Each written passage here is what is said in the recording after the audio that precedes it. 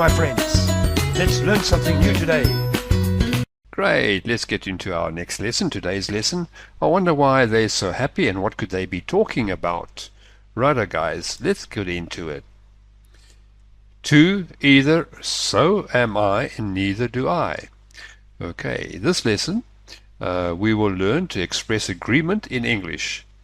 In this lesson covers today either so am I and neither do I expressions. Okay, let's go and have a look at the next one. They look so happy. I wonder what they're discussing about. Righto. Expressing agreement. Right? 4 main ways. English offers 4 common expressions to show agreement with others. Let's go and look at the first 2. End of sentence. In other words, these are agreements that you put at the end of a sentence, right? Like to either appear at the end of your statement. And then, of course, at the beginning of the sentence. So am I, neither do I, start at the start of your response, right? So you'll start off your sentence by saying, neither do I like chocolate, or so am I, unhappy about our salaries, or whatever the case might be. Righto, guys. Okay, let's have a look at agreeing with positive statements, right? The structure, statement plus 2. Okay, you've got your statement, and then you also add 2 onto it, right? Example. Let's go and look at example. I'm hungry. I'm hungry too.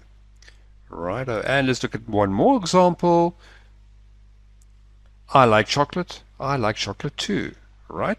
It's not the only way that you can express agreement, but yes, this is the nicest way and a polite way of saying things and agreeing to statements or something your friend or somebody has said. Okay, next up is agreeing with negative statements. Okay, right, let's go and have a look at it. Once again, guys, you've got your statement and you add either to it. Example number 1, I'm not hungry. I'm not hungry either. Okay, let's go look at example number 2. I don't like chocolate. I don't like chocolate either. All right. There are different ways that you can say it as well. You can also say like I also don't like chocolate, but this way that the book is teaching us over here, I think is the most polite way of doing it. And also either, to use the word either, it's a lot more professional to use that word as well. Okay, let's go and have a look at agreeing at the beginning. Okay, number 1, positive agreement. So plus the auxiliary verb plus I. For example, I'm hungry. So am I. I like chocolate. So do I. Okay, these are very short ways of agreeing with somebody about something. A negative agreement, neither plus auxiliary verb plus I. I'm not hungry, neither am I. I don't like chocolate, neither do I. Okay, that is when you're placing it in the beginning of a sentence. Okay, guys. Okay, let's look at some practice of to or either. Let's going to have a look at it. Example 1, I'm going to the party. I'm going to the party too, right? Example number 2, I haven't been to Paris. I haven't been to Paris either. A third example, I read that book. I read that book too. And of course, example number 4, I don't have time. I don't have time either. Right, you can see either is always going with the negative one. Okay, and 2 is going with the positive one. Okay, righto guys, that's something to bear in mind and to remember when you are using to or either. Okay guys, let's move on. I'm just going to have a look at practicing so or neither responses. Sorry, like I am tired. I don't have any money. I can swim very well. I wouldn't go to the party, righto. And like always guys, please pause the video and grab hold of your notebook and try and answer the questions as good as possible, as you possibly can, right? and then afterwards we will check your answers. Right, as always, I give you number 1, the first one. Let's go and have a look at it. The correct response is, so am I. Okay, guys, now you're on your own. Please pause the video and answer it as accurately as you possibly can.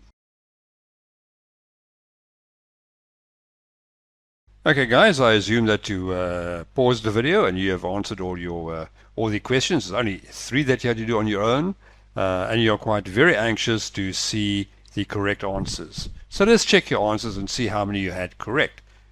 Number 1 was given to you, so am I. Number 2, let's have a look. The correct response, neither do I. Okay. Number 3, correct, so can I. And of course, number 4, neither will I, right? The minute something is negative, guys, it'll be neither. When something is positive, it'll be so, okay? Something worthwhile noting and remembering when you have to respond. Okay, guys, as always, when we reach the end of a lesson, there are some key takeaways that we normally look at to make sure what made the lesson worthwhile, okay? The very first one, practice makes perfect. Use these patterns in daily conversation, guys. Really, if you don't practice something, what's the point of learning it? You've just got to practice, practice, practice, guys. The more you practice, the easier it will become and the better it will be for you to, the more fluently you'll become in English or speaking any language, as a matter of fact, okay? Choose the right structure. Match positive with positive and negative with negative, right? That's very important. I've given you hints as we had worked through the slides. So you must just match the positive and the negative with each other. What's your position? Remember where each expression belongs in a sentence, in the beginning or at the end of the sentence, right? I'd also given you hints over there. And if you just go through, if you didn't have enough correct, guys, sure, work through once again through the lesson. If you had them correct, guys, give yourself a big pat on the back and honestly treat yourself to something special, because then you have reached a lot. I mean, if you had this correct, guys, you are really becoming very, very good. And congratulations. Guys, we've come to the end of the lesson, and I hope to see you in the next one.